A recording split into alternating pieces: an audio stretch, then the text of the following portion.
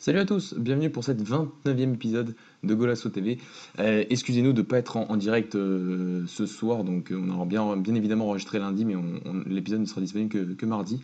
Mais merci d'écouter cette émission et donc on va aborder plusieurs thèmes, des termes assez riches aujourd'hui. On va dans un premier temps aborder un sujet concernant Benfica, premier du championnat qui a encore gagné ce week-end face à Belenien, sache. Et on évoquera le dilemme de Bruno Lage au milieu de terrain entre Weigl, Taarabt et Gabriel. Un deuxième sujet sur le choc de la 19e journée en Liga NOS entre Braga et le Sporting, qui a vu, encore une fois, le Sporting Club de Braga remporter un match en championnat, le cinquième match consécutif en championnat, le septième pour Ruben Amorim à la tête du club du Minho. Le troisième sujet sera la victoire de Porto face à Setúbal. On reviendra aussi rapidement sur le match de Rio Ave face à Famalicão et de Boavista face à Guimarães en Liga NOS toujours. Et enfin, le meilleur pour la fin, le sujet qui a tant passionné les foules lors de ce mercato d'hiver. Bruno Fernandes a signé à Manchester, a même déjà joué sous les couleurs des Red Devils. Et donc on reviendra sur son choix et sur sa première prestation avec nos chroniqueurs qui sont là aujourd'hui. Dany, supporter de Benfica. Dany, comment tu vas ? Alors, ça va très bien. Dieu merci, Taarabt est dans mon club, donc tout va très bien. Bah, je suis content pour toi. Toi, ça va ? Moi, ça va très bien. Quelle question. Tu m'étonnes. Tu m'étonnes. Non, mais premier but de Taarabt sous les couleurs de Benfica, on va en parler. Il attendait depuis longtemps ce but. On a un autre Benfiquiste avec nous aujourd'hui. Pedro, comment tu vas ? Salut Mathieu, salut à tous les auditeurs. Bah écoute, ça va. De retour. Ça va. Ouais, de retour de blessure, on va dire. On va dire ça comme ça. On a aussi Louis. Louis, comment tu vas, supporter de Porto ? Ça va très bien, je te remercie. Ayez peur, ami Benfica, ayez peur, samedi. Un Porto sans Marega, faites attention. On va en parler. Et enfin, on a Sergio, supporter du Sporting. Sergio, comment tu vas ? Ça va, merci. Salut à tous. Alors les gars, on va commencer, on va pas perdre de temps, on va commencer donc par le premier sujet de l'émission. Un sujet qui sera plus porté donc sur le milieu de terrain de Benfica, puisque Taarabt a de nouveau joué, en tout cas il était titulaire face à Belenien, et quel match de la part du Marocain. Donc on va aussi se poser la question de savoir qu'il y a bien deux places au milieu de terrain dans le double pivot de Bruno Lage et de son 4-4-2, mais il y a bien trois joueurs actuellement, entre Weigl, la recrue star de ce mercato d'hiver, arrivé pour 20 millions d'euros en provenance du Borussia Dortmund, et Gabriel, l'un des tauliers depuis l'arrivée de Bruno Lage, et donc Taarabt. Et donc, est-ce que la première question, c'est de savoir, est-ce que c'est vraiment un dilemme d'avoir ces trois joueurs-là, ou est-ce que c'est plutôt un problème de riche de la part de Bruno Lage qui s'adaptera peut-être dans le futur en fonction du match. Avec toi, Dany, j'ai envie de savoir déjà qu'est-ce que tu as pensé de la performance de Taarabt et est-ce que Benfica peut vraiment s'en passer au vu des dernières performances qui n'ont pas été si glorieuses que ça en son absence. Je suis très satisfait de ses dernières performances. Il n'était pas titulaire, mais c'était pas inquiétant dans le sens où on avait un Gabriel qui était bon, on a un milieu qui fonctionne bien, enfin qui commence à prendre forme. Mais pour moi, c'est pas non plus un joueur indispensable, mais quand il est là, il apporte quand même un plus, une différence. Techniquement, il est vraiment au-dessus de la moyenne. Donc sur certains matchs en fait où on a besoin d'un apport plus offensif, ou du moins de qualité individuelle plus intéressante, ça fait du bien de l'avoir. Je pense que pour ce match, c'était important d'avoir dans le 11. Et puis contre Porto, par contre, on verra bien, mais que ça soit lui ou Gabriel, ça me gênera pas, quoi. Donc est-ce que ça peut pas aussi dépendre un peu de l'équipe que tu vas affronter C'est ça en fait. Parce que Belenien, au final, il me semble, a joué un peu plus bas quand même sur ce match-là. Ils ont quand même eu vu que la beaucoup de ballons. Ça a été une équipe qui pour moi justement n'a pas mis le bus, vraiment voulu proposer son football, a été intéressante pour le coup par moment. Ce qui a fait la différence, c'est beaucoup d'individualité de Tarabt. Mais pour moi, c'est ça en fait. C'est pour ça que je te disais que là, Volness, on pouvait avoir Tarabt. C'est dans le sens où pour moi, il n'y a pas vraiment de titulaire. Et là, je le dis lui-même, c'est que selon l'adversaire, on verra la paire au milieu de terrain qui fonctionne le mieux. Ce qui est en face, enfin, ça dépendra en fait. Là, pour le coup, Tarabt avait les espaces pour. Peut-être on a besoin d'un jeu plus axial, je ne sais pas, mais par exemple quand on a Gabriel, c'est là où on a besoin le plus en fait de nos latéraux, parce que Gabriel apporte tellement de solutions par ses transversales ou son jeu vers Grimaldo ou André Almeida sur le jeu long. Et en fait, ça dépend vraiment de l'adversaire, de comment tu comptes procéder tactiquement face à lui, quoi. Enfin, ça dépend.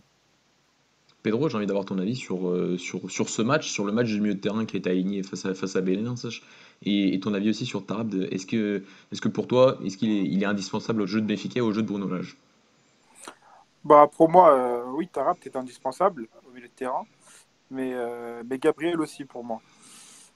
Après, en parlant du match contre Belenenses, bah, on va dire que je suis un peu mitigé par rapport à la nouvelle recrue Weigl. Euh, c'est vrai qu'il joue quand même assez sécurité. Donc, beaucoup de passes latérales, beaucoup de passes en retrait. Mais son point fort, c'est quand même la verticalité. Et depuis sa signature, depuis qu'il joue, j'ai pas trop vu de passes verticales qui cassent des lignes et qui fait que on parle de Julian Weigl. Et avant qu'il arrive, je suivais le club, hein, du coup, et je voyais la paire Gabriel Taarabt, et pour moi, c'est tout ce qu'il faut au milieu de terrain. Il y a tout, il y a la créativité, il y a la technicité, il y a l'agressivité, et je pense que pour moi, c'est ce milieu-là qu'il faudrait aligner contre Porto. Parce que Porto, à mon avis, ça va donner leur vie là, pour le match, puisque c'est une opportunité de revenir à 4 points. Et ils vont mettre de l'agressivité, ils vont être là sur les deuxièmes ballons, ils vont presser. Et je pense que sous pressing, il n'y a pas mieux que Gabriel et Taarabt. Bah, je suis pas d'accord, tu vois.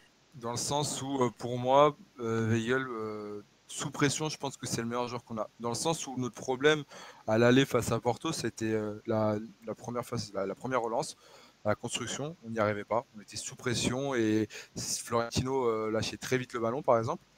Weigl, j'ai l'impression qu'il peut tenir très facilement le ballon à ce moment-là. Et justement, c'est tout par-delà dans notre jeu. Et c'est peut-être la seule chose que j'ai vraiment aimé chez ce joueur, pardon, c'est son sens du placement et la manière dont il arrive à trouver des solutions en fait à chaque situation. Tu le vois, il lève 2-3 fois la tête avant chaque action, il sait où se mettre, il sait où se placer pour que Ruben Dias ou Ferro lui fasse la passe. Et chose que bon, les autres savent faire aussi, mais pas aussi bien pour moi. Mais dans le reste, par contre, je avoue que pour l'instant, je vois pas ce que Florentino peut lui envier, ou même les deux autres, hein, même Samaris pour le coup. Et j'attends plus, peut-être face à un adversaire plus compliqué, mais défensivement, pour moi, il coupe pas assez de ballons. Des fois, il est un peu en retard. Après, peut-être il n'a pas encore assimilé toutes les idées de l'équipe et que ça viendra avec le temps, donc on va voir. Mais pour moi, j'attends un peu plus aussi.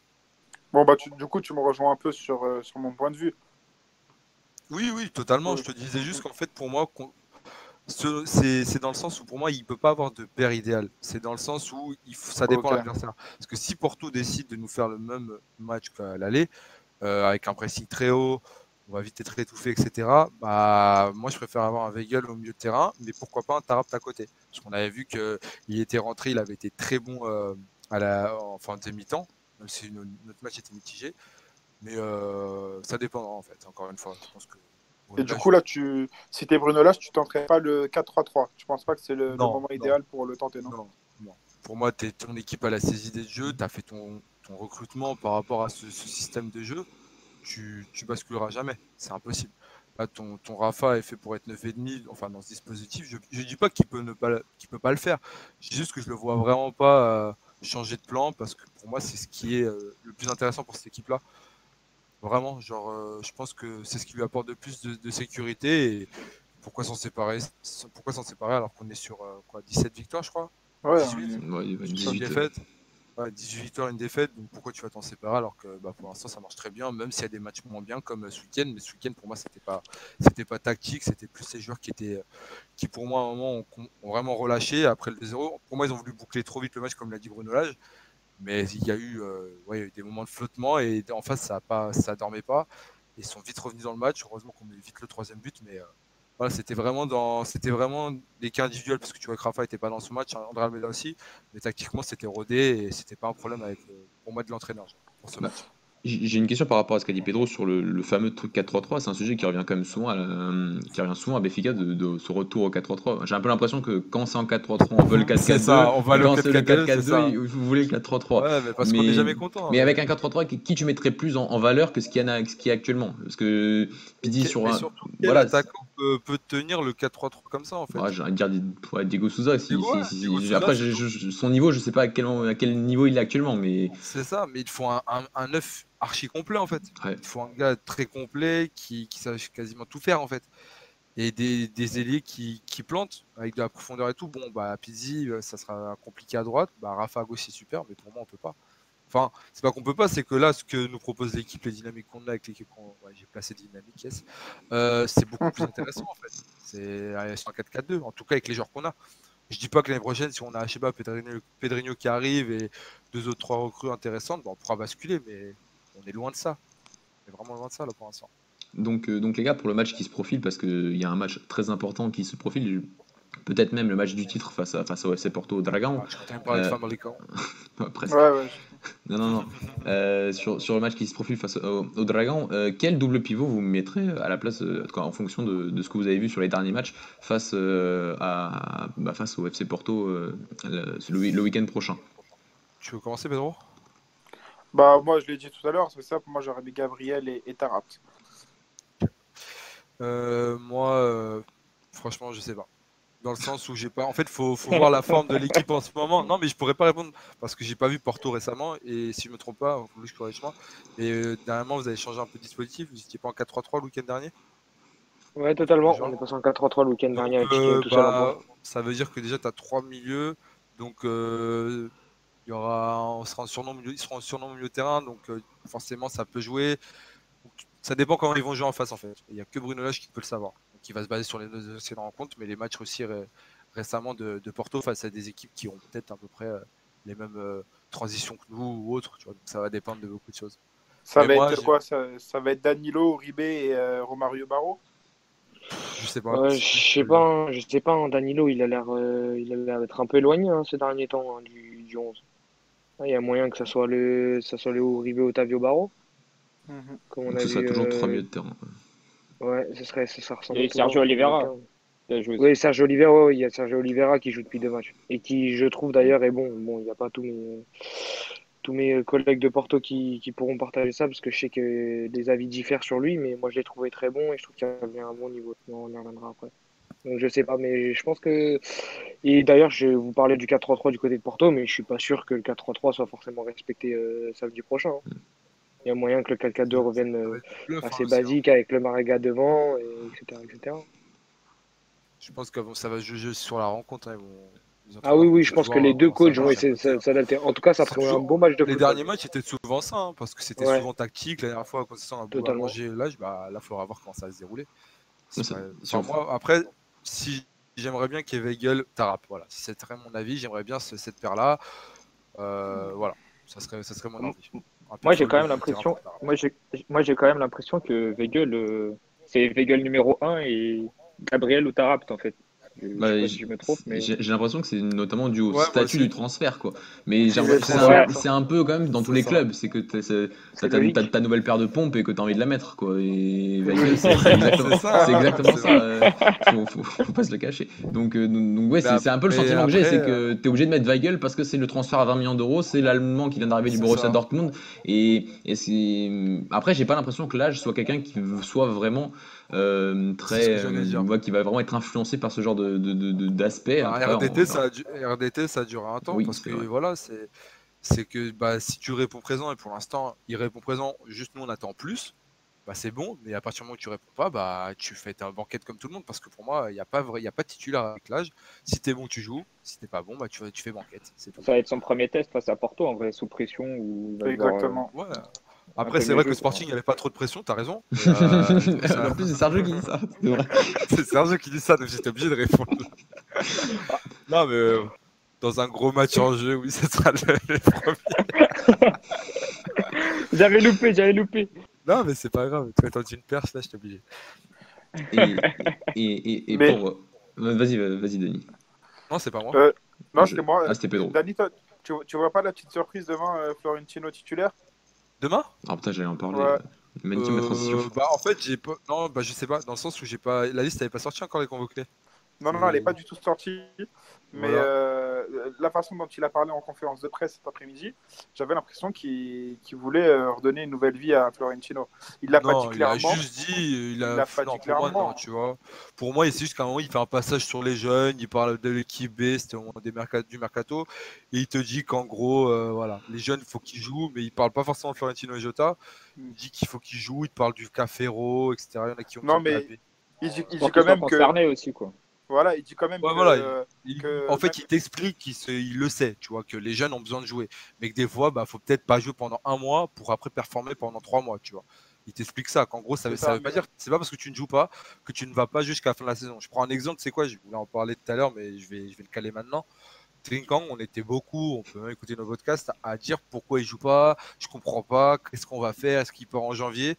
Bah ouais, il est parti en janvier, il part au Barça en fin d'année, voilà. Parce qu'il y a un entraîneur qui est arrivé, bah, il lui a donné sa chance. Ça veut pas dire qu'il était mauvais, c'est juste que bah, avec l'entraîneur précédent ça marchait pas, ou qu'il y avait mieux à ce moment-là, et que là peut-être s'il y avait Sapin, tu l'aurais continué à jouer, parce qu'il a commencé à jouer avec Sapin. Il a sur la commencé fin à de son jouer avec cycle. Sapin, oui. C'est ça.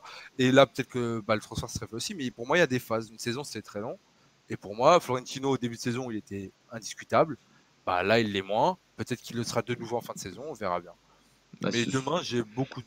Pour moi, on va rester sur la même paire au milieu de terrain où ça sera Gabriel Weigl ou même Samaris. Mais je pense pas que Florentino jouera. Après, peut-être que je me trompe, hein, mais j'ai du mal à voir son Oui, cas. Dani, mais le cas Florentino ne t'inquiète pas, parce qu'au final, il y a un mois et demi, on comprenait pas déjà que du jour au lendemain, il se met même plus dans les convocations. Et là, ça fait presque un mois et demi qu'il est quasiment plus au final dans les convocations. J'ai entendu, on a souvent dit dans la conversation que attendons la fin de la saison pour voir son cas, mais c'est quand même super inquiétant de voir qu'au bout d'un mois et demi, il est passé titulaire quand même indiscutable à quatrième, limite loin derrière les trois que sont Weigl, Gabriel et Taarabt. Mais d'accord, mais voilà. Moi, pour moi, en fait, t'as deux postes, t'as deux mecs par poste. C'est simple. Pour moi, Gabriel et Taarabt, ils sont en concurrence tous les deux pour le même poste. Pour moi, le concurrent direct de Weigl, c'est Florentino. Même si on voit Samaris souvent dans les convocations, c'est juste parce que Samaris, c'est le gars, je suis désolé, peut-être dans l'équipe qui est le plus professionnel et qui a aussi cette étiquette de pouvoir faire défenseur et milieu de terrain en même temps. Chose que Florentino ne peut pas faire. Il n'est pas défenseur. Il ne peut pas jouer à ce poste-là. Ou du moins, s'il le fait, il sera très limité. Il ne sera pas aussi complet que Samaris.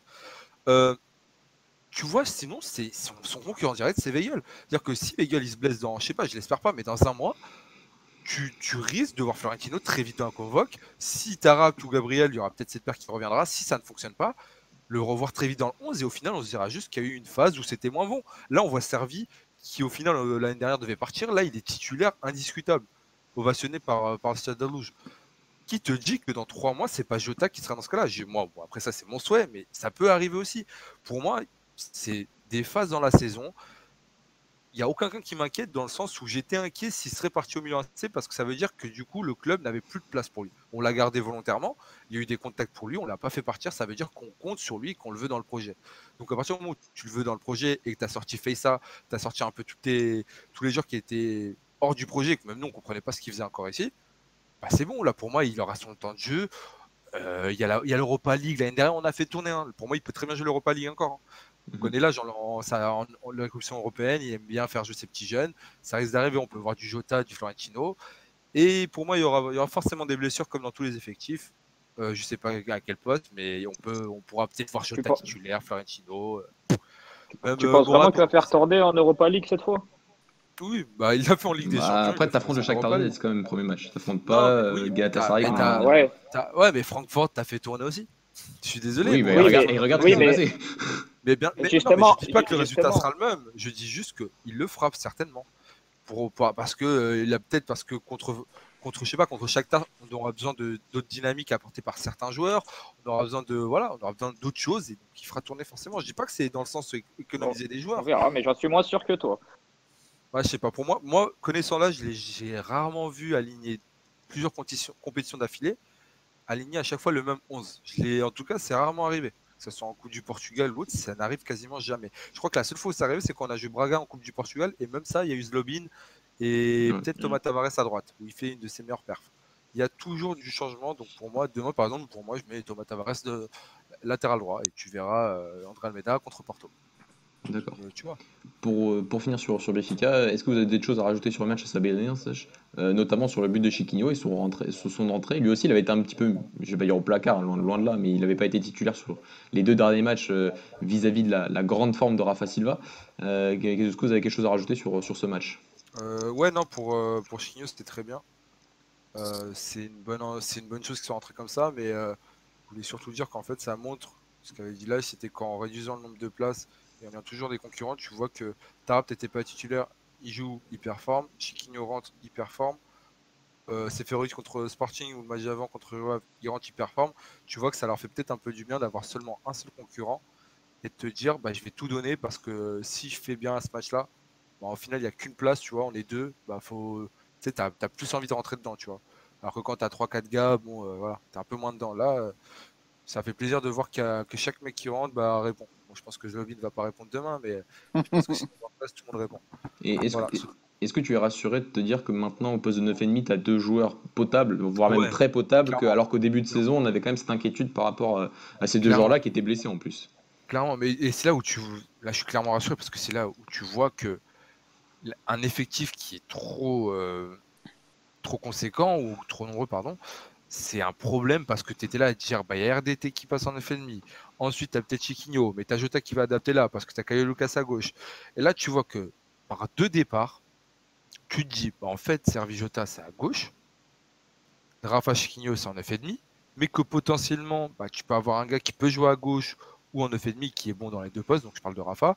Et qu'en fait, le fait d'avoir peu de concurrents, enfin, un effectif plus réduit, pardon, plus réduit, mais qui est assez polyvalent par le nombre de postes qu'ils arrivent à avoir. Parce que Taarabt, il peut jouer 8 comme 9,5 en fin de match. Enfin, c'est intéressant en fait de voir que tes joueurs ont une palette tactique et technique très variée. Bah, ça, c'est très fourni, pardon. C'est super intéressant et franchement, c'est ça qui me rassure le plus. Après, je pense qu'au là, on est super content, on trace une bonne phase, mais c'est surtout en Europa League, je pense, face à des adversaires, même contre Porto ce week-end, qu'on verra ce que vaut cet effectif en fait face à des grosses équipes.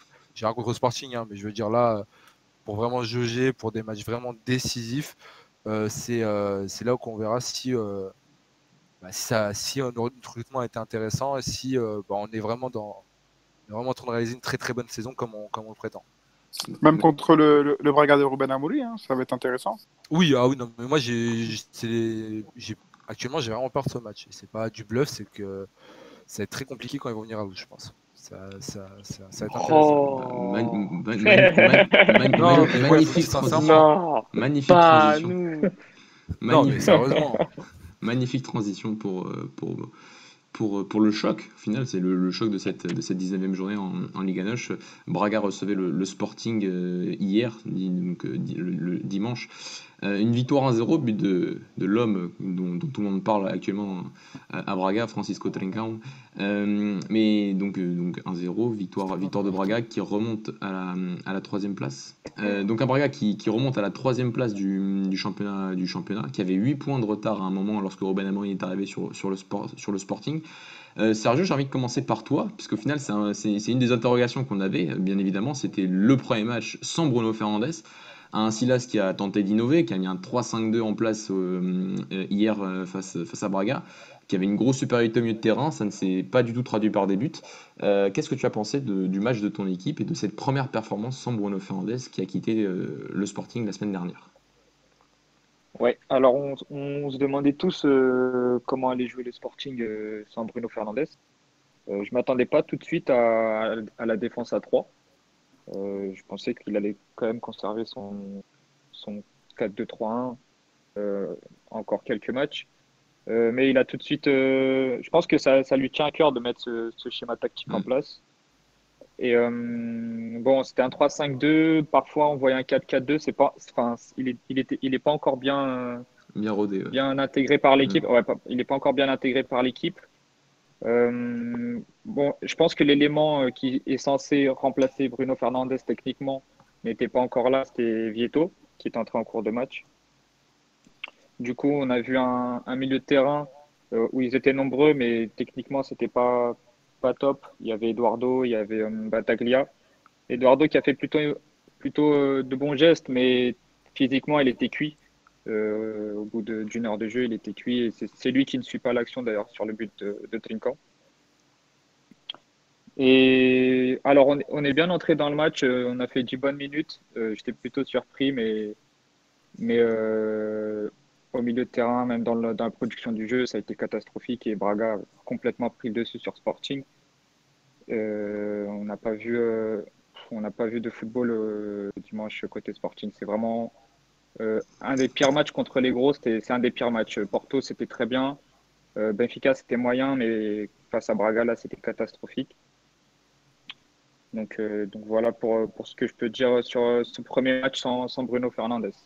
Parce que moi, ce qui m'a le plus déçu au final dans ce match, c'est que tu essayes de mettre Silas a essayé de mettre un milieu à 3 surtout pour éviter que Braga utilise son double pivot entre Horta, Fran, Sergio, et qui en plus est un double pivot qui est absolument loin d'avoir des caractéristiques défensives, parce que Braga ne pouvait pas aligner Paligne parce qu'il est prêté par le Sporting et Novas était suspendu après son carton rouge face à Morelense mercredi dernier.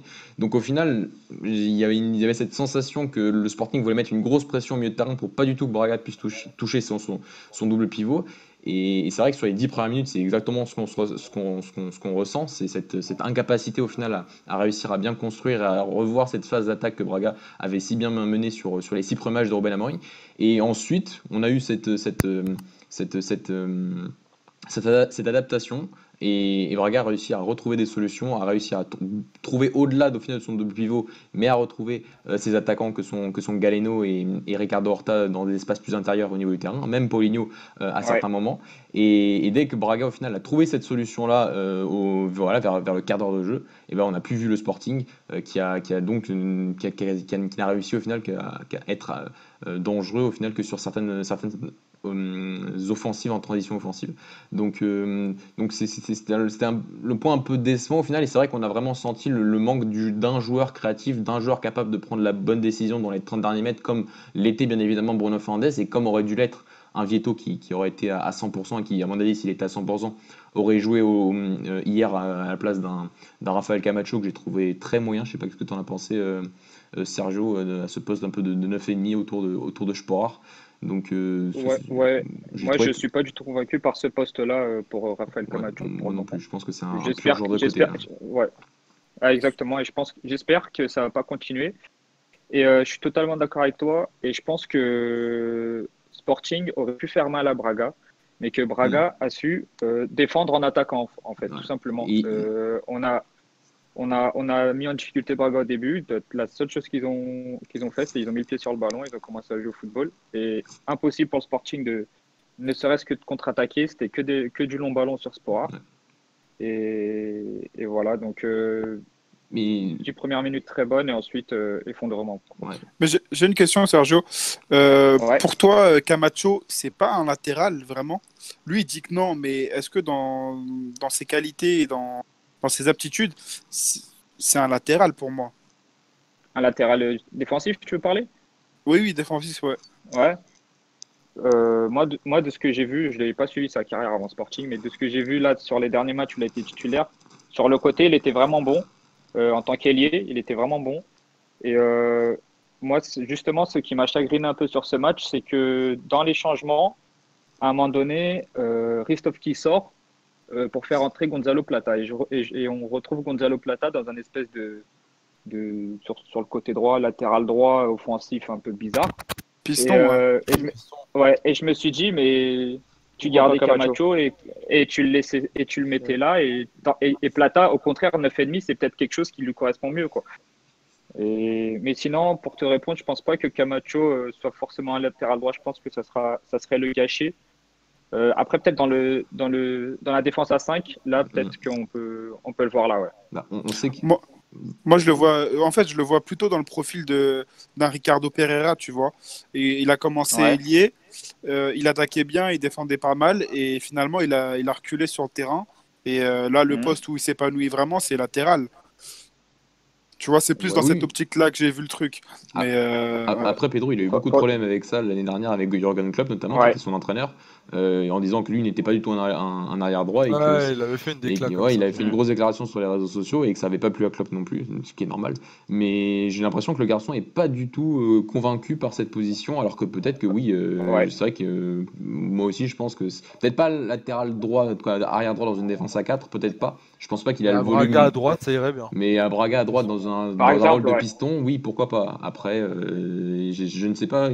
Après, je reprends la déclaration de Ruben Amorim hier par rapport à Galeno qui a joué la fin de match piston gauche et on va y revenir. Il a dit de toute façon si je fais jouer Galeno toute l'année piston gauche, lui va le prendre pour être arrière gauche et il sait qu'il va perdre Galeno parce qu'il sait qu'il a absolument pas envie de jouer à ce poste-là. Donc faut aussi Ouais. faire preuve de pédagogie vis-à-vis de ce genre de joueur qui n'a pas envie de changer de poste au final. Ouais, Galeno qui a- Vas-y Pedro. Vas-y, Pedro, vas-y.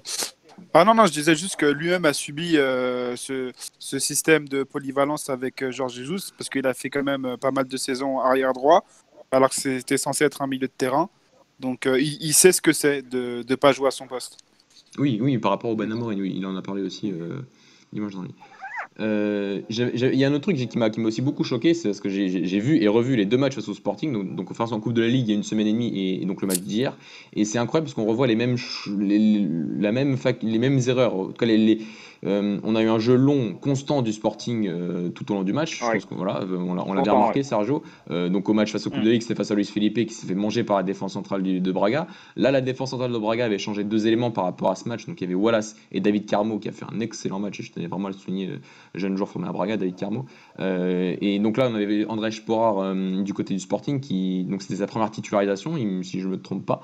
Et même s'il a essayé de faire deux, trois bonnes choses au niveau du jeu de haut but, il s'est clairement fait manger par la défense centrale de Braga. Donc on a revu les deux mêmes problèmes et Braga a gagné un nombre inconsidérable de duels au niveau de sa défense centrale vis-à-vis de ses longs ballons Oui, du Sporting. Et donc et presque Braga, tous. presque tous, j'en ai compté vraiment une quinzaine, hein. C'est assez hallucinant. Et notamment David Ouais. Carmo au niveau des duels aériens, il a gagné 80% de ses duels aériens sur ce match-là. Donc c'était ce point-là qui a amené en plus, voilà le deuxième point, d'innombrables transitions offensives qui ont été encore plus nombreuses que lors du match de Coupe de la Ligue. Et là encore une fois, Braga aurait pu faire mal beaucoup plus tôt dans ce match, je pense, avant la 75e minute de jeu et le but de Trincão. Et notez aussi que ce but arrive au départ d'une belle construction avec Wallace qui trouve Trincão dans l'espace entre lignes, dans le demi-espace.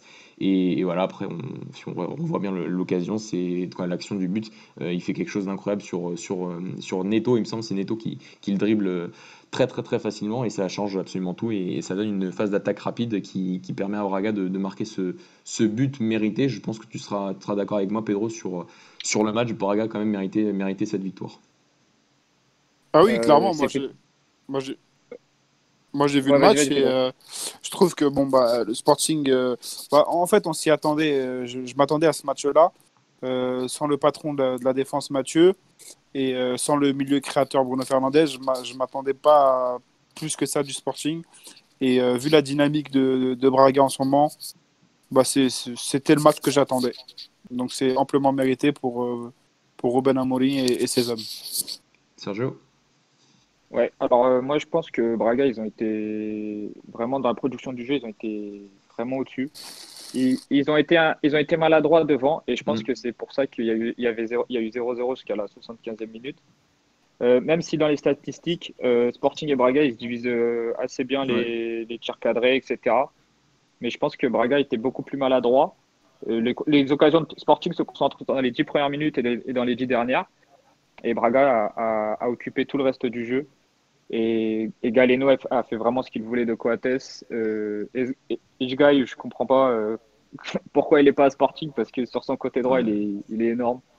Non, non, Mais sinon, ouais, une belle production de jeu de Braga. Et tactiquement, Sporting, voilà, Silas a essayé, mais il m'a encore déçu. Sur ce que je disais dans les autres podcasts, sur ses interventions, sur son coaching, il m'a encore déçu. Voilà.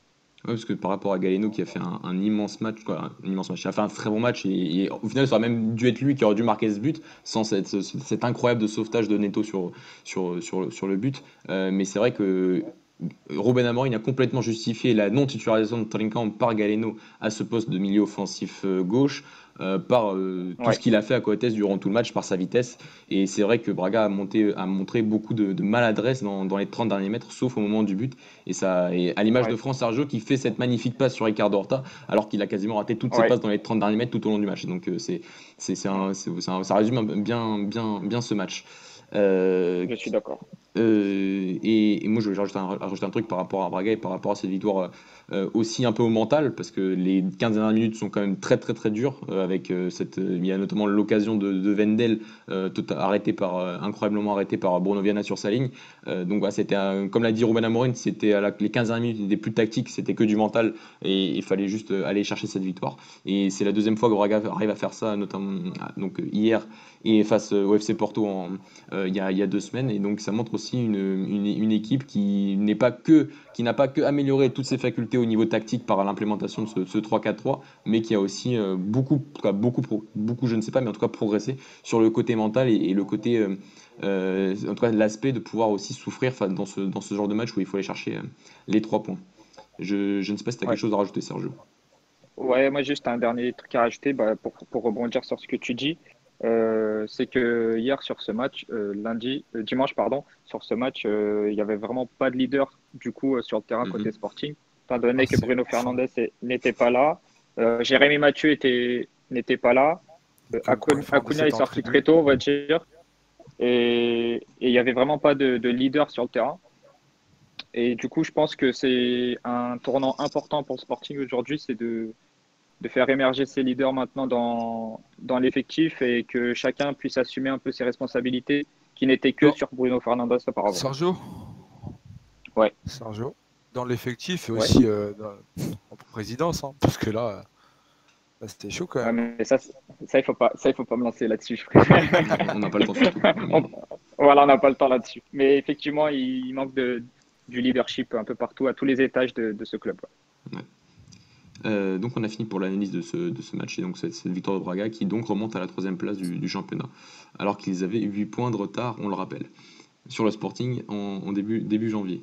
C'est une brunolage. Hein. Ouais, sauf que c'est une brunage pour la 3e place, hein, pas pour le titre. Hein, mais bon, exactement. Il fait mieux que l'âge en Coupe de la Ligue parce qu'il la gagne. C'est vrai. On savait qu'il était meilleur de toute façon. Donc on va passer au 3e sujet de la soirée.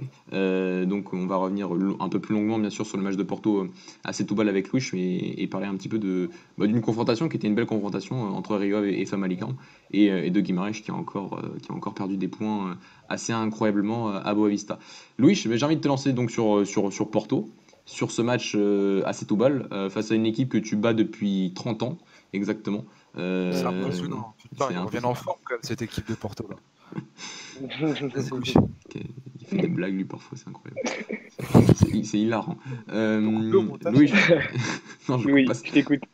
Qu'est-ce que tu as pensé bien sûr de ton match, donc 4-0, donc face à une équipe qui a été quand même très très faible à domicile sur ce match-là, mais surtout parler de ce Porto qui s'est imposé sans Moussa Maraga, en tout cas qui n'était pas titulaire. Donc voilà, qu'est-ce que tu as pensé de ce match et est-ce que c'était une vraie évolution dans le jeu de Porto que de ne pas voir Moussa Maraga sur le terrain? Une vraie évolution, je sais pas. Si ça a fait du bien, je pense que oui. Ça s'est vu tout de suite sur notre jeu, sur notre dispositif. Du coup, on est en 4-3-3 avec Tiquinho seul en pointe et Luis Diaz et Corona pour l'accompagner sur les côtés. On a su en fait, on le voyait surtout que le jeu était beaucoup moins stéréotypé. On essayait quand même plus de repartir par derrière, construire proprement notre jeu, ce qui n'était pas du tout le cas et ce qui a été rarement cette saison.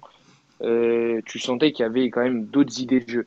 Bon, ça restait encore quand même assez laborieux. En plus, il y a une équipe de Setúbal qui était mauvaise, très mauvaise, même s'ils étaient 6e du classement avant le match et maintenant ils sont 9e si je me trompe pas. C'était mauvais en face. J'avais l'impression qu'il y avait même quasiment pas de rivalité. Donc, je vais pas totalement me focaliser sur ce match-là. Et je vais juste prendre ça comme un rebond et un regain de confiance dans le vestiaire et même pour l'entraîneur. On sait ce qui s'est passé ces 2 dernières semaines. Donc, c'était de bon augure de mettre le plein de confiance avant le Classico. Et j'espère qu'on va attaquer avec les meilleures armes possibles le match de samedi. Mais bien sûr, il y a Viseu avant. Mais on sait très bien que les pensées premières sont déjà. Ouais. sont déjà pour samedi. T'as parlé de Sergio Oliveira tout à l'heure, il était titulaire Ouais. aux côtés d'Uribe et d'Otavio. Euh, Qu'est-ce que tu as pensé de son match? Il a l'air quand même d'être de plus en plus dans les options de Sergio Conceição, beaucoup plus qu'en début de saison. Qu'est-ce que tu as pensé de sa performance? Est-ce que c'est vraiment une solution viable sur le long terme du côté de Porto? Bah, si on se rappelle bien, ça ressemble un peu à l'année où on a été champion par rapport au rôle de Sergio Oliveira, bien sûr. Je remets des pincettes. Si vous vous souvenez, c'était Danilo qui était en méforme. Après, il s'est blessé. Sergio Oliveira avait pris son poste au milieu de terrain. Il avait fait 6 mois Il avait fini la tonitruant. saison, ouais. Ouais, il avait fini la saison. Il avait fait une deuxième partie de saison assez tonitruant du côté de Porto. Il a été vraiment bon sur tout ce qu'il savait faire. Là, ça ressemble un peu. Du coup, on voit que Danilo est en méforme. Conceição qui refait confiance à Sergio Oliveira. Euh, Tu sentais que le premier match, il lui manquait encore deux, trois automatismes, un peu de rythme. Mais là, sur le deuxième match, je l'ai trouvé encore beaucoup plus en jambes. J'ai bien aimé, bah, on sait très bien qu'il a une qualité de passe et une qualité de coup de pied arrêté assez bonne, assez au-dessus de la moyenne. J'ai vraiment bien aimé et ça me gênerait pas et j'aimerais bien même qu'il commence samedi d'ailleurs. Je trouve que, je sais pas, je trouve qu'il rapporte je sais pas comment t'expliquer, tu sais, une solidité défensive, mais il va très bien vers l'avant. Il a une meilleure qualité de relance que Danilo, par exemple. Et donc, c'est ça que j'ai bien aimé chez lui. Et ouais, voilà, c'est ce que je dois dire sur Sergio Oliveira. Et d'ailleurs, ça fait plaisir qu'un enfant du club comme ça revienne et reprenne un peu du galon C'est plus un et reprenne enfant, du lui, c'est un plaisir. papy du club, hein. Ah. Et, Oh, et- papy, tout de suite. et sur Danilo, il n'était pas convoqué. Est-ce que c'est vraiment une blessure ou est-ce que c'est tous les événements de ces dernières semaines, la défaite notamment en Coupe de la Ligue, est-ce qu'il y a un problème? En fait, au final, on en a beaucoup parlé de Danilo, on en a parlé sur le terrain. Est-ce qu'il y a un problème Danilo aussi en dehors du terrain? Oui, ben ça, depuis le début, on sait tous que depuis le début, il y a un vrai problème entre Danilo et Conceição. Ça coince quand même depuis la pré-ep, quoi. La pré-saison, merci, je ne trouvais pas les mots en français. Tu sens qu'il y a quand même un différent, même dans son investissement. On a parlé du coup sur le terrain. Mais non, non, tu sens qu'il y a une cassure, et il y a une cassure avec Danilo. Et donc, d'ailleurs, on sait très bien où ça va finir cet été. Et je trouve ça dommage. Est-ce qu'on va avoir un Danilo au niveau fin de saison? Je sais pas. Bah, c'est ni de bon augure pour lui, ni pour nous, en fait, parce qu'on grattera moins le chèque. On grattera moins d'argent dessus, pardon. Et lui, bah, ça peut le faire régresser. Et c'est pas de bon augure non plus pour la compétition qui arrive aussi avec la sélection, s'il n'est pas forcément rythmé en jambes. C'est bizarre le cas d'Anino. J'espère que ça va s'améliorer avec le temps, mais j'en suis pas si convaincu. Moi, j'ai un sentiment et j'ai envie de le partager avec les autres de l'émission. J'ai l'impression qu'au final, il a loupé son départ vers l'étranger.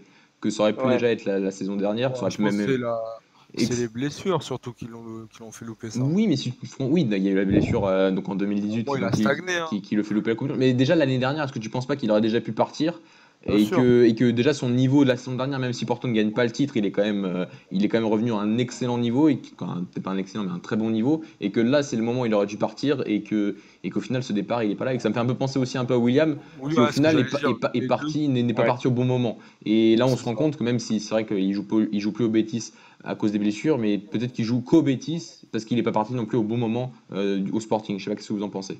Ouais, je suis d'accord avec toi. Non, non, tu rejoins, hein. C'est dommage pour ces deux joueurs, du coup, parce que tu parles de William, mais je pense qu'il y a eu un moment où les deux étaient au sommet et devaient partir au final. Et je pense que ouais, l'époque où ils devaient aller au PSG pour Danilo, l'époque où on parlait de City pour William Carvalho, c'était peut-être trop gros à ce moment-là, mais je pense que bah, ça aurait été sympa pour eux de taper un moment ces équipes-là, parce qu'ils le méritaient en tout cas. Vous avez le niveau pour un certain moment de Il y a- leur carrière. Mais On n'a là, jamais reçu d'offre d'un top club pour William. non, mais d'accord, mais je veux dire, quand tu C'était, avais des ouais, rumeurs, je pense qu'il y a eu quand même peut-être des contacts, des prises d'initiative, tu vois. Donc je pense que peut-être. peut-être que l'agent Mais de William Carvalho n'a chez pas moi, non plus cherché à faire plus, tu vois. ouais, je suis moins sûr pour William que pour Danilo qui avait été pressenti au PSG à un moment donné. Oui, ça, par contre, PSG, tu Par il y a rapport vois, à eu parce que William. Everton et PSG, Monaco aussi. voilà, Everton, c'était cet été, non? Oui, Ouais, c'était Everton Monaco c'était cet aussi. été, Ouais. c'était chaud bouillant apparemment. Everton c'était vraiment chaud bouillant dans C'est les, dommage, dans je les pense que derniers dans jours du le mercato. championnat anglais, ça aurait plu à Danilo. Euh, voilà, je pense que bon, je pense qu'il trouvera quand même un petit club, mais j'aurais préféré qu'il est dans des clubs à leur niveau à un certain moment de leur carrière. Tant pis Il pour est eux. vivement critiqué de notre côté en tout cas, Danilo en ce moment, que ce soit sur son Ouais, mais c'est attitude, bien C'est sur ça ça, le son c'est que rendement problème, c'est sur hein. le terrain. Ouais. C'est ça, ça Et le c'est problème. on comprend pas pourquoi un mec depuis qu'il a le brassard, enfin depuis cette saison exactement qu'il est vraiment numéro un, tu, on comprend pas en fait qu'est-ce qui se passe. Et il y en a même qui viennent à dire dans certains forums et certaines pages que c'est un des pires capitaines de l'histoire de Porto, alors qu'on est l'image est quand même assez loin du joueur qu'il peut être et même du magnifique joueur qu'il est. Et je comprends pas, c'est dommage. Il y a un sacré fossé entre les deux et c'est dommage, c'est super dommage. Et si ça se termine comme ça du côté de Porto, ce serait tellement regrettable en tout cas pour nous. Et est-ce que aussi peut-être il n'y avait pas eu peut-être la part de Assad ou je sais pas un bon de sortie qui était garanti en fin de saison parce que après le match en Coupe du Portugal contre le Sporting se fait On complètement de l'a partir. bloqué cet été. On l'a bloqué, je te coupe, on l'a bloqué tout de Voilà, suite. bah, On l'a bloqué. je, On lui a je dit pense, tout de suite, je non, pense c'est pas qu'il y a ça possible. que nous sur le joueur. Quand tu as un transfert avorté ou quand tu as un mec qu'on te dit ouais tu peux pas partir, et pour toi bah là c'était je dois partir c'est sûr. Et bah il part pas, je pense que ça a joué sur son moral. Ah oui, non, mais bien Je sûr, pense lui, que il voulait partir et nous, on lui a dit forcément. non, tu restes. On l'a bloqué, on l'a totalement bloqué. Et est-ce que les gars, Donc ça a dû jouer. est-ce que vous êtes inquiets pour l'euro de ces deux garçons-là au final? J'ai un peu parlé de William, mais au Non, final, est-ce que vous êtes un peu inquiet sur vis-à-vis de non. leur saison et Bah par du coup, rapport c'est à ce que je l'euro? disais, ouais, pour Danilo, ouais, un petit peu. Un petit peu. Ouais, Bah, non, un parce joueur que Raoul, il a dit que ça qui a irait pas pas. forcément de rythme. T'es chiant. Non, mais tu sais, un joueur qui va dans une grande compétition comme ça, qui a pas forcément du rythme, on parle souvent des joueurs qui sont cramés parce qu'ils ont fait une grosse saison. Mais en vrai, il vaut mieux y aller en jambes que quand tu reviens de blessure. Tu vois, ça reste quand même logique. Et être en jambes et en confiance. Si en plus tu es en confiance avec ton club et que tout va bien en club, bah, généralement, la compétition suit avec. Je pense qu'on est tous d'accord là-dessus. Et donc, ouais, moi, ça m'inquiète un petit peu. Sachant qu'en plus, c'est deux pièces maîtresses à l'heure actuelle de notre sélection, il y a des petites questions à se poser, des petits soucis à se faire peut-être. Bah ouais, quand tu dis que c'est quand même tes deux hommes forts quand même au milieu de terrain, c'est quand même les mecs qui sont depuis un certain temps, qui traversent une saison aussi, bah pour William pour l'instant c'est une saison blanche, pour Danilo c'est sans doute sa pire saison depuis qu'il est à Porto, Mhm. bah c'est pas de bon augure. Après bon bah des fois on a des cas où les joueurs sont pas du tout bons en club et en sélection sont toujours performants, donc j'espère que ça sera le cas pour les deux. Hein. Ok, les gars. Je sais pas si t'as quelque chose à J'ai pas rajouter fini, sur. Oui, ouais, je vas-y, voulais juste vas-y. rajouter un petit truc. Souligner que Chiquinho est dans une forme incroyable. Albatros d'Amazonie ne fait qu'enchaîner les buts. C'est incroyable. Je suis abasourdi. Et là, justement, je voulais revenir sur le jeu qu'il a eu, en parlant plus sérieusement. Et le poste qu'il a tenu, c'est d'être tout seul en pointe, Mhm. d'être dos au but. Et il jouait vachement bien avec ça. On sait que c'est quand même une de ses qualités, c'est de garder le ballon, jouer physiquement, etc. avec son corps. Et il l'a super bien fait. En plus, il a planté. J'ai bien aimé son match et ça peut donner des idées à Conceição s'il veut vraiment changer de dispositif Que et ça mettre donne qu'un pas seul d'idée à attaquant Santos en surtout, pointe. parce que là Attention, bah je sais pas, hein, tu sais, en bah plus il y a quoi il Diego Souza qui apprendrait est revenu Silva, chez mais vous, bon Silva Tiquinho qui veut le passeport, il va y Ouais. avoir du monde qui va bousculer, sachant qu'il y en a deux qui dorment en Allemagne. Ouais, il y en a un petit peu plus au nord qui est un peu meilleur quand même. C'est ouais vrai, ça c'est vrai, c'est vrai, c'est c'est vrai. vrai. Un tout Mais petit peu. Mais, on l'a mais, déjà assez rappelé durant les émissions. mais pour C'est moi, clair. là, je pense qu'il va vraiment être appelé. Hein. Si Braga continue comme ça, et que si en Europa League ça Bien performe, sûr. bah là, il va Bah ça vraiment serait être appelé. logique. Hein. Après, sinon t'es convoqué quand en fait? T'es jamais Bah, ça convoqué sinon. Ouais, mais bon. demande à Santos, Bah, mais c'est Demande à pas le débat. Santos, des Mais fois, ça suffit pas. c'est vraiment pas le débat. On en Bah, reparlera. ça non, c'est du tout. l'acté. La convocation est le mois prochain. On aura tout le temps de reparler. On va faire d'ailleurs deux émissions spéciales vis-à-vis de l'Euro qui approche. Donc on en parlera C'est au déjà moment. trop là. Ouais, c'est bientôt. On en parlera au moment voulu. Louis, tu as aussi vu le match comme moi de Rayo Famalicão. C'était un match quand même. Vendredi, c'était quand même le sixième contre le troisième, non, quatrième. Famalicão était quatrième. Un beau match qui s'est terminé sur le score de 2 partout. Voilà, juste rappeler. Moi, de mon point de vue, ça a été un plutôt très haut match avec un Famalicão qui a totalement dominé cette première période, Totalement. totalement avec ces deux buts et je pense que tu as vu la passe décisive de Ruben Lamer sur le premier Ah but ouais, magnifique, magnifique. et on en parle de ce garçon et Il est il bon. il fait vraiment une très très bonne saison. Ah ouais, Et vraiment. c'est vrai que je trouve que quand Famalicão aligne plus le trio Fabio Martins, qui est clairement incontestable dans cette équipe, plus Tony Martinez et Ruben Lamerche, bah, je trouve que c'est déjà Ça beaucoup mieux marche. qu'un Diogo Gonçalves et un Anderson et Anderson devant. Donc voilà. Rappelez aussi, je voulais rappeler de ce joueur dont on ne parle jamais, qui est Pedro Gonçalves au milieu de terrain à côté de Wolverhampton. Rasic, qui était à Wolverhampton, oui, qui a été formé à Braga, en tout cas, qui est passé par les U17 de Braga, que je n'avais aucune idée avant qu'il arrive à Famalicão qu'il était passé par nos U17. Et il a fait encore un très bon match, et c'est peut-être le joueur le plus sous-coté de cette équipe, mais c'est peut-être le joueur le plus important avec Fabien Martins dans cette équipe de Famalicão. Et pour en revenir à Rio Ave, donc sur la deuxième mi-temps, où là, tu as Carvalhal qui change tout, qui met Dalla, donc qui met pour la première fois Gelson Dalla, qui est revenu de son prêt en Turquie, qui donc a été reprêté à Rio Ave et qui a fait une entrée, son entrée plus son Très duo bonne avec entrée. Taremi.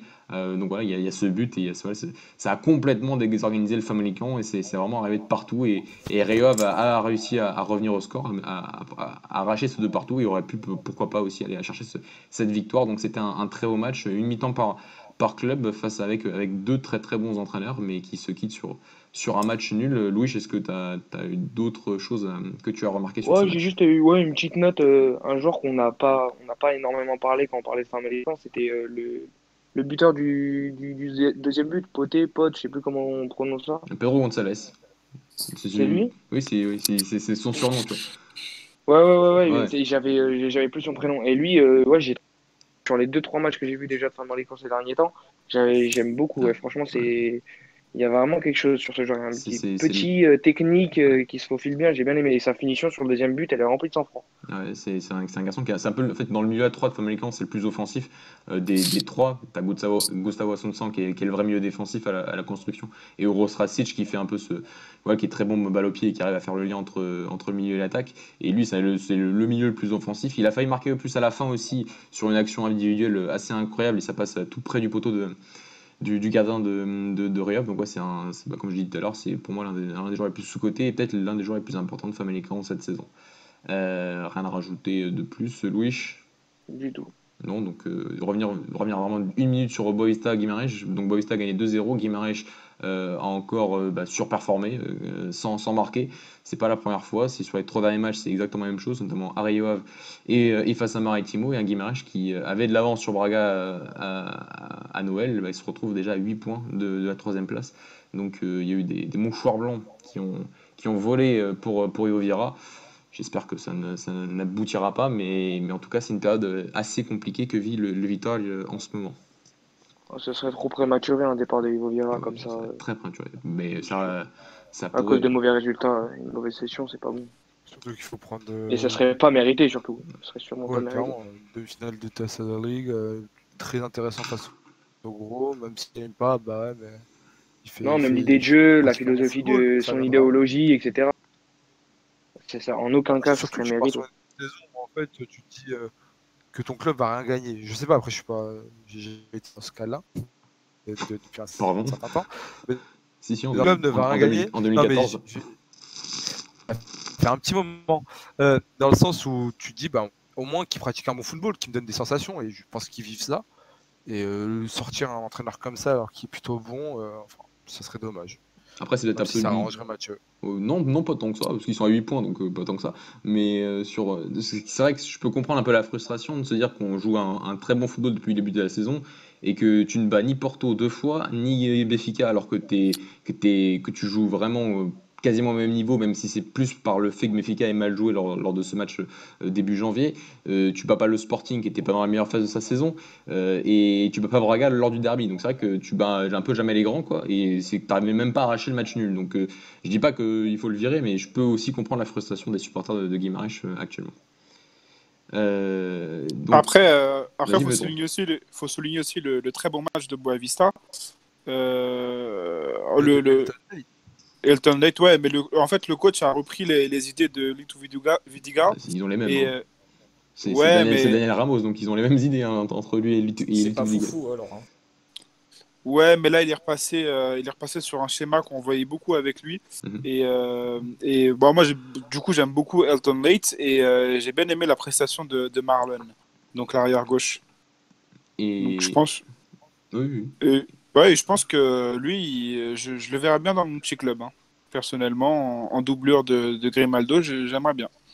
D'accord. C'était l'instant scouting de Pedro. Exactement. C'est bien. On nous fait découvrir les joueurs de notre championnat. Donc les gars, on va passer à notre quatrième sujet, le dernier sujet, le sujet le plus important bon, peut-être pas le plus important, mais en tout cas le sujet qui a fait beaucoup parler, qui a tenu en haleine tous les supporters du Portugal pour savoir est-ce que Bruno Fernandes allait quitter le Sporting. Donc les supporters du Sporting ne voulaient pas qu'il parte, les autres voulaient absolument qu'il parte. Donc Bruno Fernandes est donc parti, ça s'est au final fait très rapidement après tout ce qui s'est passé lors des 3 premières semaines de janvier. Il est donc parti à Manchester United pour 55 millions d'euros, plus 25 millions d'euros de bonus. Et il a déjà joué son premier match titulaire face à Wolverhampton samedi dernier, un match nul 0-0 à Old Trafford. Les gars, vous avez tous vu le match, donc j'ai envie d'avoir votre premier ressenti sur ce premier match de Bruno Fernandes. Juste avant de commencer, j'aimerais dire que pour moi, je trouve que c'est le joueur c'est un joueur de son talent par rapport à sa créativité et par rapport à sa connaissance du jeu vis-à-vis des transitions offensives, par rapport au jeu de Manchester United, qui est un jeu très vertical dès qu'ils arrivent à le mettre en place, parce qu'ils n'arrivent pas du tout à le mettre en place régulièrement, mais en tout cas face aux grandes équipes d'Angleterre, ça a plutôt bien fonctionné, ce jeu vertical de contre-attaque surtout. Et c'est vrai que cette pointe de créativité, je trouve, manquait dans ce genre de phase-là à Manchester United. Donc voilà, donc j'aimerais avoir votre avis sur sa première prestation face aux Wolves de Nuno Espirito Santo. Qui veut commencer? Moi je veux bien. Vas-y, Daniel. J'ai 3-4 points à souligner. Alors déjà j'aimerais dire que il a plutôt fait une bonne apparition. Je vais pas être dans l'excès en mode quelle masterclass, mais il a fait un bon match. Surtout pour quelqu'un qui vient d'arriver, on sentait qu'au début de cette rencontre, il n'était pas encore trop dedans, que peut-être pas perdu, mais bon, il fallait qu'il s'adapte. Et le truc qui m'a plu, mais gêné en même temps, c'est le fait déjà qu'il touche beaucoup de ballons, c'est très bien, mais j'avais l'impression que l'équipe le cherchait absolument. Qu'on cherchait absolument à donner le ballon à Bruno Fernandes, et qu'en fait, tu avais l'impression qu'en fait, il venait recruter Cristiano Ronaldo et qu'il fallait lui donner tous les ballons, qu'il allait, vas-y, tiens, marque. Alors que pour moi, c'est pas vraiment ça. Et à part ça, je l'ai quand même trouvé. Tu sens que le mec a déjà un leadership. On sait qu'il a un leadership impressionnant, mais tu sais, à la mi-temps, il parlait déjà avec tout le monde en mode faut se remettre dedans. Il corrigeait le placement de. Comment il s'appelle déjà latéral droit? J'ai toujours du mal à le dire. Wan-Bissaka. Il avait fait. Il y a eu 2-3 moments où ils sont un peu mal compris, mais tu sens que le mec était déjà là impliqué et tout. Ouais. Je voulais pas donner beaucoup de important, mais tu sens que le mec était déjà à lui dire corrige ça, etc. Enfin franchement le chapeau, genre en mode tu prends déjà beaucoup d'initiatives, c'est intéressant, et sincèrement si dans 1 an ou 2 il n'est pas déjà vice-capitaine, ça me choquerait pas, parce que tu sens que le mec a déjà apporté une plus-value dans l'équipe. Il prend les coups francs, il les tire, les coups de pied arrêtés, il les tire. Enfin pour un premier match, et contre Wolverhampton, une très bonne équipe de Wolverhampton, j'ai trouvé que c'était quand même impressionnant. Voilà. Après, Andreas Pereira, il faisait la gueule un peu quand il Bruno. fait grave la gueule. C'est pas le niveau. Mais lui, il fait la gueule pendant tout le match, je pense. Hein. Exactement. Et Oui, Pedro. non, Oui. non, oui. Non, ce que je voulais dire, c'est que du coup, moi, je donne mon avis aussi. Hein. Bah oui. Non, je trouve qu'il a fait dans l'ensemble un très bon match. Il a tenté quelques passes verticales. Mais en fait, le problème de Manchester, c'est même pas. Bon, ils n'avaient pas de créateur à part Juan Mata, mais c'est vraiment le mouvement autour du ballon, autour du porteur de ballon. Je trouve que c'est très très pauvre. Ouais. Et c'est des joueurs comme ça qui manquent à Manchester. Et c'est des joueurs comme ça qui manquent. Bon, il a quand même réussi à le faire au Sporting, mais là, c'est la première ligue, ça va être un autre défi pour lui. Il manquait pour moi, Manchester, pour moi, ouais, voilà, mais même s'il y avait. Même Rashford, je pense qu'il manque vraiment plusieurs joueurs importants à quelques postes, parce que latéral gauche, c'est pauvre. Luke Shaw, j'ai rien contre lui, mais je trouve que c'est assez pauvre. Que ça soit même Mata, ça commence à devenir très fébrile. Franchement, je pense que Manchester doit pas compter que sur Bruno Fernandes, mais doit recruter autour aussi, parce que c'est des joueurs comme ça qui leur feront revenir à leur plus haut niveau. Parce que s'ils pensent que Bruno Fernandes va leur donner des titres, je suis désolé, mais c'est compliqué. Si tu mets le 11 à plat, t'as quoi? T'as Derrea qui est un top player. Ouais, voilà, Derrea en défense, Maguire, qui est plutôt. Moi j'aime bien Maguire, je trouve que c'est un grand défenseur. Maguire, pardon. Pogba, on le voit pas, et je pense qu'on le verra pas jouer avec Bruno Fernandes, peut-être en fin de saison, mais après il partira. C'est un top player aussi. Mais... Voilà, mais après, Fred c'est bien, mais bon. Attends, Maguire, je peux revenir sur ce que tu as dit. Maguire, tu le trouves bon? Moi j'ai bien aimé son match Ah oui. contre Wolverhampton. Ah ouais, peut-être son match, parce que sinon c'est un boucher le mec, hein. Franchement, le Bah, prix qu'il vaut, il y a sincèrement. 10 fois mieux en BPL, Ah hein. oui, oui, non, au niveau du prix, je dis Le c'est mec, peut-être ça a été une abusé. arnaque quand même, hein. Parce Ça a que été tu une mets arnaque, Lindelof hein. à Et pour ce côté, niveau, techniquement, je le trouvais peut-être plus intéressant. Mais non, mais après, moi je je trouve trouve que ça a été un des que ça. recrutements débiles de cette année, hein, de Manchester, hein, Maguire. Bah, ouais, pour le prix, c'est vrai que c'est énorme. Mais Il, après, c'est il- entre les clubs de première ligue, donc forcément, les prix sont Il a enflammés. un leadership, ok, il est un peu solide, mais je trouve que c'est très, très, très, très, très, très, très, très surcoté, hein. bah, il est déjà capitaine, hein. Ouais, ouais, Ouais, voilà, c'est ça, en Dans fait. une c'est équipe là qui que a tu pas te de dis, leader. c'est là que tu te dis que le club, il va pas bien. Bah, Ouais, Exactement. super clairement. transition, Louis, parce que j'avais envie d'y venir, parce qu'on a parlé du match, mais j'ai envie d'avoir un débat avec vous un peu plus global sur son choix. Parce que voilà, moi j'ai l'impression qu'au final, le Manchester, c'est un peu comme le Milan AC. Les joueurs vont en Milan AC, vont à Manchester, on a envie d'y croire, mais au final, ça marche pas On n'est pas forcément. encore arrivé à ce stade-là, je pense. On n'est Ouais, pas peut-être. encore Ouais, j'ai l'impression qu'on y va quand même. mais J'ai on y l'impression va. qu'on y va. Mais Mais voilà, en parce que. fait, des fois, tu as des sensations de te dire, ah, peut-être pas, en fait. Des fois, tu as Ouais, des moments où bah, tu te dis, ah, ils vont peut-être se réveiller, mais c'est long, hein. Quand tu vois j'espère que. les Liverpool et tout, c'est compliqué.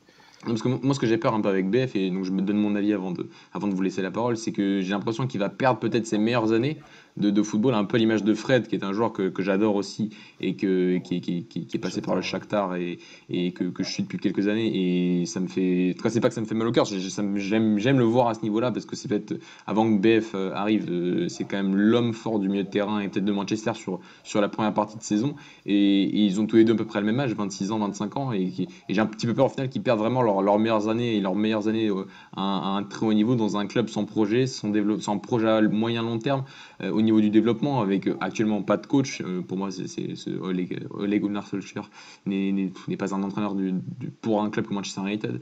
Donc voilà, j'aimerais d'avoir votre ressenti sur ce choix. Pour moi, c'est moyen, mais est-ce qu'il avait vraiment le choix? J'ai envie de vous dire, parce que est-ce qu'il y avait vraiment d'autres clubs, peut-être à part Tottenham, Bah, pour mettre ces voilà, 55 millions Tottenham, d'euros? Mourinho t'expliquait que c'était trop cher. Ouais. Bah, le Après, Barça, je ils ont prends pour essayé, mais moi ils le. ont choisi Trincao, en fait. Non, mais ça, c'est vrai, ça ou pas? C'est du bluff, hein. Pour moi. Ah, j'ai pas Moi aussi, entendu je la pense fin que de ta c'était du phrase, parce que bluff. ça buguait. Pour moi, c'était du bluff, c'était J'ai pour dit, que United accélère, et voilà. Oui, oui. ouais, que je suis d'accord. Sergio, tu bugs. On a perdu Sergio. Allô, Ah, c'est mieux là. c'est mieux? Oui, Je vas-y. disais que j'étais d'accord avec toi, Dani, sur le fait que c'était du bluff. Bah, L'intérêt sur le BF du surtout que Barça. c'était lors de la même journée et que le soir, on savait qu'il allait signer à United. Donc, ouais, c'était Bien un sûr. gros coup de bluff, je pense. Mais vas-y, Dani, Moi, Bah continue. après. Ah, Ah, pardon, vas-y, Dani. Non, non, c'est Mathieu là, qui voulait parler. Non, non, non. Non, bah, à part ça, je pense qu'il avait pas trop le choix. Euh, mais je pense que United, bah, en fait, tu parlais de Fred, mais regarde juste Pogba, en fait. Regarde juste Pogba. Pogba, c'est peut-être ses meilleures années. Enfin, après, il est un peu plus jeune ou il a le même âge? Non, je crois qu'il a Je son crois même qu'il a le âge, hein. même âge, hein. Ouais, je crois qu'il a le même âge. Peut-être sensiblement Mais pareil. il aurait pu avoir mieux, en fait. Mais j'espère que ce ne sera pas le cas de BF. J'ai l'impression qu'il arrive à un moment où United est peut-être plus stable, ou en tout cas un projet plus cohérent, dans le sens où bah, ils te font comprendre que bah, là, pour l'instant, on veut de la jeunesse, et peut-être que progressivement, ils vont aller chercher quelques bons joueurs. Donc ça commence peut-être par BF. Maguire l'été dernier, peut-être que bah, c'est l'été qui viendra, vu que de toute façon, c'est le plus riche au monde. Peut-être encore 2-3 recrutements intéressants, et peut-être un coach aussi. Ce serait bien, quoi, un beau coach, pardon. Parce que pour moi, ce coach-là, il manque clairement d'ambition. Mais là, ça fait un moment plusieurs années qu'il parle de Madison. Donc, quand je dis plusieurs années, c'est peut-être 2 ans. 2 ans. Et je pense que ça serait un recrutement qui ferait du bien à Manchester, en fait. Ouais, mais est-ce que ce serait. C'est un peu le même. Je dirais pas le même profil que BF, mais c'est un peu ce genre de joueur très créatif au milieu de terrain que les Anglais ne font pas tant que ça depuis ces dernières années.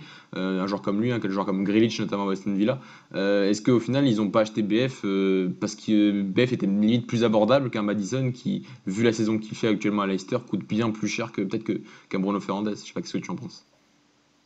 Bah, je pense que ça va coûter très cher quand même. Ouais. Madison, ça va coûter aux alentours de 120 millions selon la saison que Leicester fait. Parce que bon, je pense qu'ils vont quand même finir deuxième.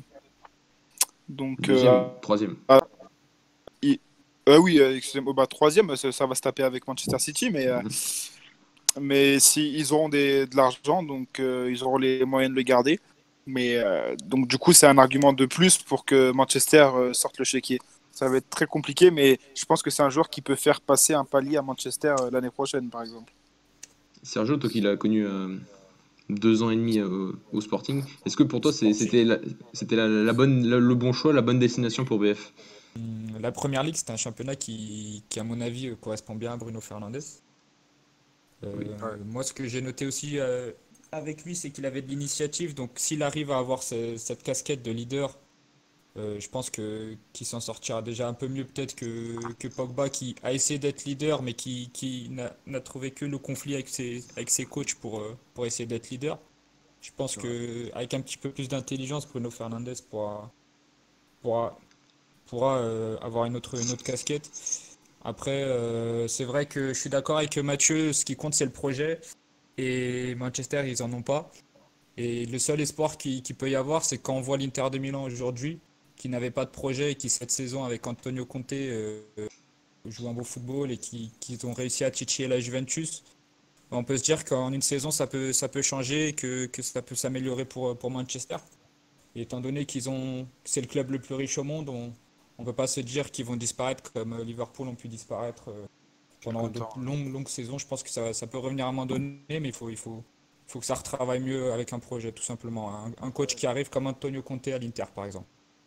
Même que tu as un Moi, coach comme club en fait qui arrive et qui fasse le ménage et qui sur le long terme, bah il faut qu'il soit patient et qu'au bout d'un moment le projet aboutisse parce que le club quand il arrive, il a encore Sacco avec lui, hein, il a encore un effectif bizarre et là il revient de très très loin. Tu prends l'exemple de Klopp qui est pas mal. C'est Klopp, il arrive en 2015 et au final, les premiers vrais résultats arrivent en 2017. C'est lors de la saison 2017-2018, donc ça a mis longtemps quand même à se mettre en place. C'est ça. Là, j'ai l'impression qu'il n'y a pas grand-chose qui se met en place et que s'il y a quelque chose qui peut se mettre en place à United, bah, ça va mettre du temps et Bruno Fernandes, il a déjà 26-25 ans. Donc, si ça met, voilà, ce que je disais un peu au début, c'est de perdre ses meilleures années en attendant que le club se reconstruise autour d'un leader que pourrait être un entraîneur. Parce que tu prenais l'exemple de l'Inter, Sergio, c'est pas que cette saison, c'est-à-dire que ça fait déjà quand même 2-3 saisons avec Spalletti que ça a commencé, même s'il n'y a pas que des top players, mais il y avait déjà un frémissement et un semblant de reconstruction sur les dernières saisons avec notamment Spalletti. Donc voilà, donc je pense qu'il faut quand même, pour reconstruire un club, ça se reconstruit pas d'une saison à l'autre et qu'il faudra quand même quelques saisons. Et est-ce que BF a ces saisons-là et encore plus pour pouvoir performer à un haut niveau? Bah, je l'espère pour lui parce que quand tu arrives à Manchester pour 55 millions d'euros, tu as un contrat en béton et comme Fred, je pense que ça peut être très dur à aller chercher ensuite pour un autre club. Après, moi j'ai envie d'y croire. Moi j'ai envie d'y croire. Moi, je préfère qu'ils soient en galère à United en Première Ligue en jouant que des gros matchs chaque week-end plutôt qu'ils soient en galère au Sporting en Ligue 1. Je suis désolé, hein, mais là, Oui, c'est déjà beaucoup plus complexe. Là, pour moi, il pourra toujours rebondir et puis voilà, il joue toujours la Première Ligue à Manchester United. C'est quand même Ouais. pas mal. J'allais dire à peu près la même chose, c'est que tant que tu joues la Première Ligue, bah, j'ai envie de dire que tu joues le meilleur championnat du monde et que de C'est toute ça. manière, tu es au haut niveau. Et même si tu joues à West Ham ou que tu joues à Leicester, quand la saison dernière, ils ont été plus moyens, bah, tu joues dans un grand club d'Europe, on va dire, parce que c'est le meilleur championnat du monde et que l'intensité est telle que voilà, tu es toujours au top niveau, on va dire, tu es obligé d'être au top niveau si tu joues tous les week-ends. Donc voilà, autant être dans un Manchester moyen que je suis d'accord qu'être dans un club un peu plus petit. Ouais. Louis, Moi, j'ai envie d'y croire. Vas-y. Ouais, moi, j'ai envie d'y croire, justement. J'allais dire que même dans un Manchester moyen, je pense que Bruno Fernandes, il peut tirer son épingle du jeu. Ouais, je pense Et aussi. dû aux qualités que vous avez dit, notamment le leadership. Ouais. Bah, vas-y Sergio, est-ce que tu avais quelque chose à rajouter sur Bruno Fernandes? Non, juste le fait que la seule chose qu'il ait mentionné après le match, c'était l'intensité qui était carrément différente en Première Ligue par rapport Ça à se la Ligue voyait.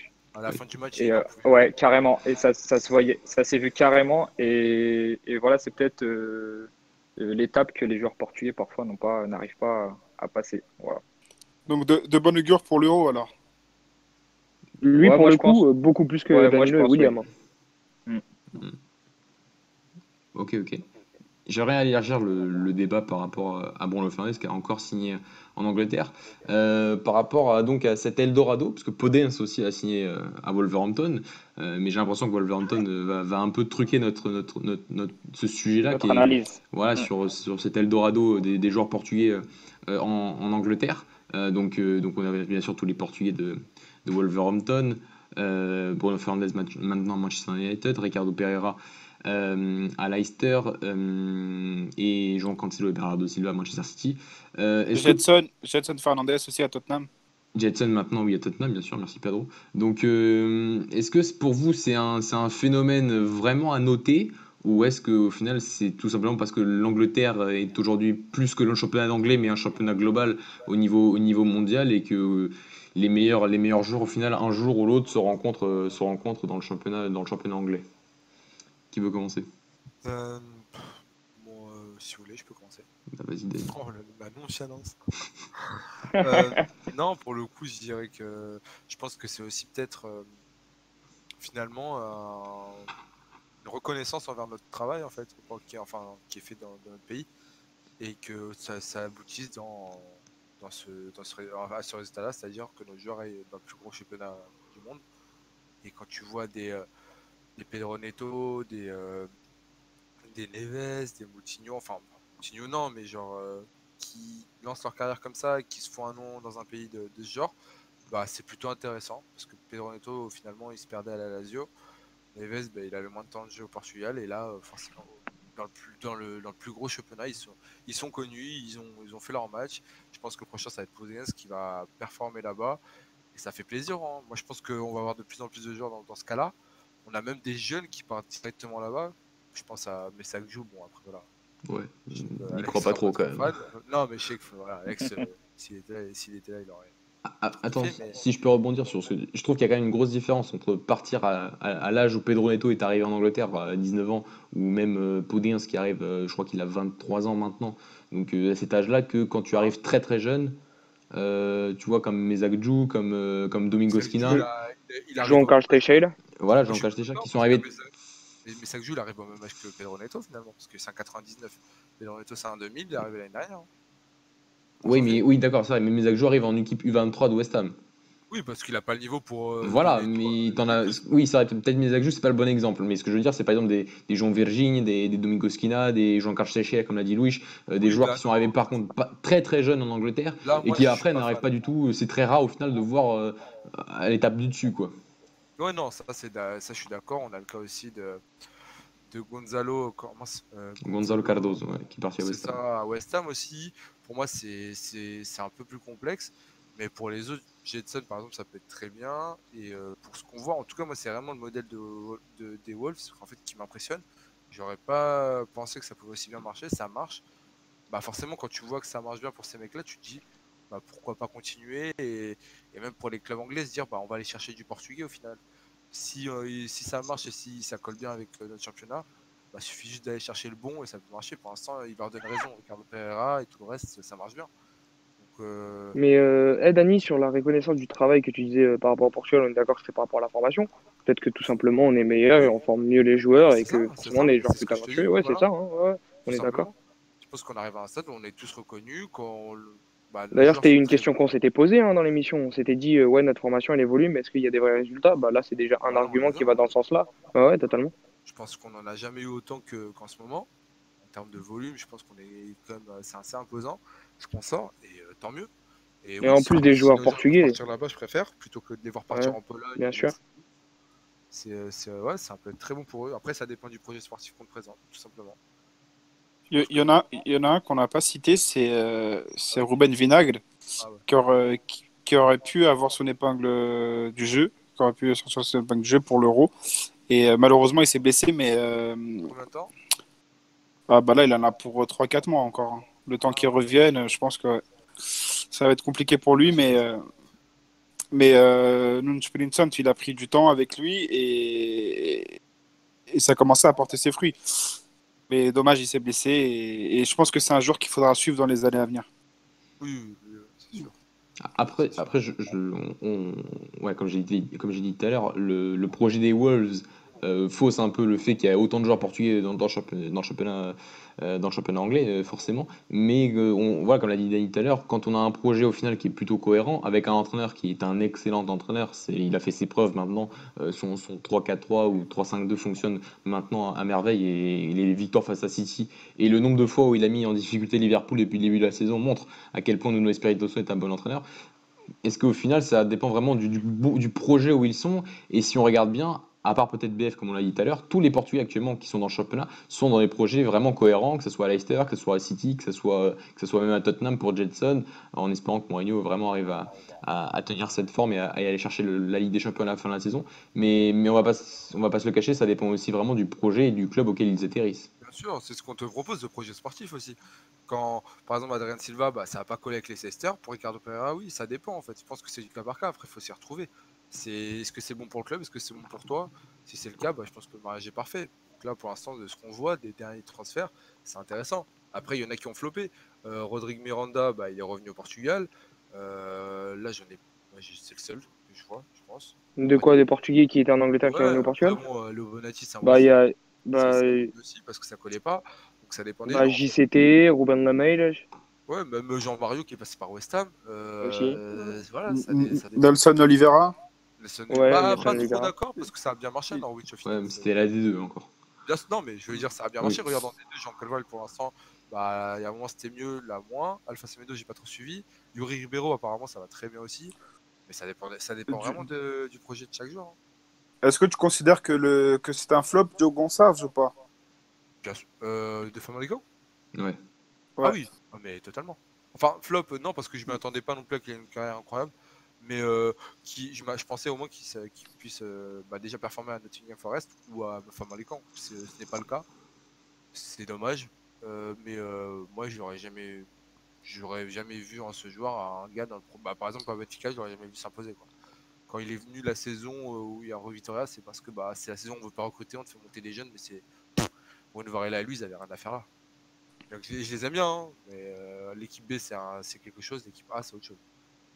Et par rapport aux autres joueurs aussi de la Ligue 1, je pense un peu là à Ederson à City, que ce soit même à Wolverhampton, Willy Boly ou Raúl Jiménez. Est-ce que aussi par rapport aux autres joueurs non C'est portugais, choquant. C'est choquant. c'est Quand quand j'ai vu même. Jiménez, j'étais choqué. Voilà, T'as les- incroyable. on a des joueurs qui performent quand même très Diogo très largement. Jota. Même Diogo Diogo Jota. Jota, Donc, c'est assez impressionnant. Moi, le match contre United, l'intensité qu'il mettait, parce que j'avoue, je regarde très rarement la Première Ligue, j'étais choqué de l'évolution de chacun de ces joueurs. Genre vraiment, moi, Jiménez, je me dis, ouais, si là, je l'avais chopé maintenant, ça aurait pu être très violent. Mais là, tant mieux pour eux, hein, je suis content. Ah, J'allais le dire en plus, Mathieu, quand tu disais il y a les joueurs autres que portugais, même ceux qui ont évolué en Ligue 1. mais Ça, Boly, je pense. c'est impressionnant aussi. Hein.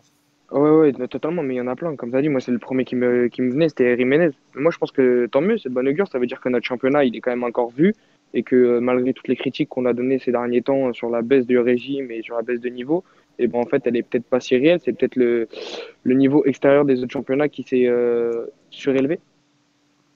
mais après, sur Raúl Jiménez, j'ai envie de te dire, il est quand même dans des conditions vis-à-vis du jeu de Nuno Espirito Santo qui le met, j'ai l'impression, très bien en valeur. Est-ce qu'à Benfica, il serait mis autant en valeur par rapport aussi à la configuration des adversaires que Benfica affronte généralement tous les week-ends, donc avec un Benfica qui va toujours ultra dominer ses adversaires par rapport à un Wolverhampton qui, bien évidemment, en première ligne, ne domine absolument pas tous ses adversaires. Je ne sais pas s'il aurait la même progression, je ne sais pas ce que vous en pensez. Bah, justement, je trouve qu'il a progressé dans ces qualités-là en fait de contre-attaque. Ouais. Mais c'est vraiment un joueur de surface, qui est bon de la tête, qui est un peu renard de surface. Et c'est dommage qu'en fait que Bruno Lage ne l'ait pas eu entre les mains, parce que je crois qu'il est parti juste avant. Et c'est dommage parce que j'aurais bien voulu le voir sous Bruno Lage, et pourquoi pas avec un joueur Félix derrière, ça aurait pu faire très mal. Ah oui. Mais Après- il a vraiment évolué dans le jeu. Hein. Je vois qu'il est beaucoup plus intelligent, moins de déchets. Vraiment Après, c'était peut-être Vitória, par rapport à ce qu'il demandait, c'était moins bon. Mais en tout cas, qu'est-ce qu'il est devenu bon dans les transitions offensives, c'est impressionnant. Bah, je sais pas si tu te souviens, Dani, à chaque fois qu'il rentrait, en gros, il faisait l'essuie-glace, il jouait à gauche, à droite, Ouais. c'était n'importe quoi. Et moi, j'ai le souvenir d'un Jiménez qui rentrait souvent en fin de match parfois pour essayer d'aller chercher le résultat. Et dans des matchs où tu avais les adversaires qui étaient très regroupés dans leur surface, et donc il arrivait à marquer des buts, mais il y avait déjà moins d'espace. Et quand il a encore plus d'espace dans la surface, comme le but qu'il met face à Liverpool, donc il y a la semaine dernière, ou il y a 2 semaines, où là, dès qu'il a même un peu plus d'espace dans la surface, il est encore plus décisif et c'est un joueur qui a pris une dimension assez incroyable et pas sûr qu'il reste à Wolverhampton la saison prochaine. Ça paraît déjà d'United en plus. Ouais, c'est vrai. Pour très très cher déjà. Ouais, ça paraît dire 90 ou 80. Mm. Ça, c'était le montant que voulait Vieira. Bon, c'est qui Laurent. On a quand même fait une bonne plus-value dessus, mais c'est mérité pour lui comme pour tous les autres. Et on va voir. Moi, j'aimerais bien qu'ils passent tous un cap, même si Wolverhampton, c'est très intéressant comme projet. J'aimerais bien voir Neves dans un autre club, pourquoi pas United. J'aimerais bien voir Jiménez aussi ailleurs. Enfin, tous ces joueurs, ça serait top. Ouais, ça serait vraiment intéressant. Ok les gars, quelque chose à rajouter sur ce débat? Ou on va passer aux mentions spéciales. On va donc clôturer l'émission. Qui veut commencer? Dany, tu Moi, je peux voudras. commencer. Vas-y Louis. Moi, il va être pour Jason Martins, Kuboto Fin du Mundo. Hein. Il va prendre 36 matchs de suspension. Il a poussé 2 fois l'arbitre, comportement totalement imbécile de sa part. Bon, ça lui ressemble un peu, on dirait, il n'a pas trop changé. On attendait peut-être un peu de maturité ou quoi pour que ce joueur prenne plus de galons. Bah, on dirait que c'est pas encore le cas et va falloir qu'il remédie à ça. D'accord. Pour Gelson, Dany, tu voulais parler de Morelia, s'il me semble. Moi j'en ai deux là. J'en ai une, c'est pour Morelos qui a fait un gros match là, contre Gilles Vicente. non, Gilles Vicente, pardon, moi je suis con. Et surtout Philippe Suarez. Bon, après Fabio Villa aussi très bon. Et pour ses 2 buts et sa passe D, j'ai adoré. Nuno Santos aussi, on t'adore. Et je pense que c'est ton premier match dans quel temps. Et ma deuxième mention spéciale, c'est pour Renato Sanchez, qui a été nommé joueur du mois, deuxième fois d'affilée à Lille. Super. Voilà. Pedro. Bah moi, ma petite mention spéciale, bon, ce sera pas pour un Portugais malheureusement, même si on fait un podcast sur le football portugais, mais ça sera le retour de Caïtan à Lille. Je pense qu'il il va mettre du temps à refouler les pelouses, mais une fois qu'il va y être, il va faire. Et je suis très nostalgique de Nico Gaëtan. Donc c'est un plaisir de le revoir sur les terrains de Ligue 1. Et ça se De le comprend. voir, du coup. Ouais. Ouais. On va le revoir à côté de Renato. Sergio? Moi, ma mention spéciale, ce sera pour Luis Maximian, qui a été selon moi le meilleur joueur du Sporting face à Braga et qui nous surprend un peu parce qu'on ne l'attendait pas forcément à ce niveau-là et qu'on voit une meilleure marge de progression qu'on attendait avant. Ah, il a failli bien me dégoûter, hein, celui-là. Il a l'arrêt sur Galeno était assez incroyable, je trouve. Sergio, Ouais. ça fait quelques matchs qu'il confirme un peu son bon Euh, niveau, je, non? je dirais pas qu'il confirme, mais qu'il progresse. Ouais, qui Euh, progresse, ouais.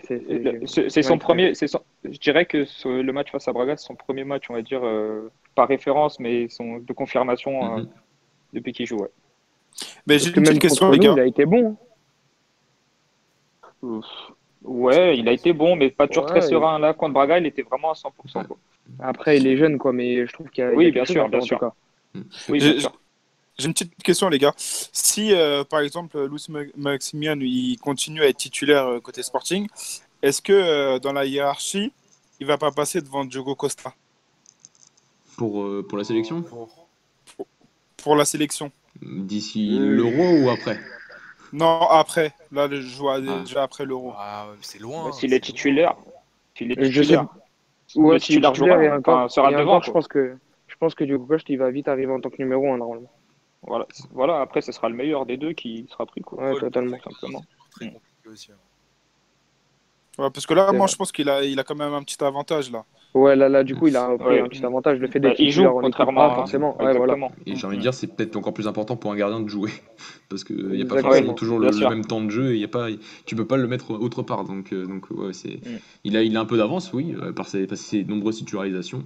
Après, j'estime encore que Diogo Costa est un joueur avec un potentiel bien au-dessus de Luis Maximian, même si je trouve que Maximian pourra faire une très bonne carrière au sein du Sporting.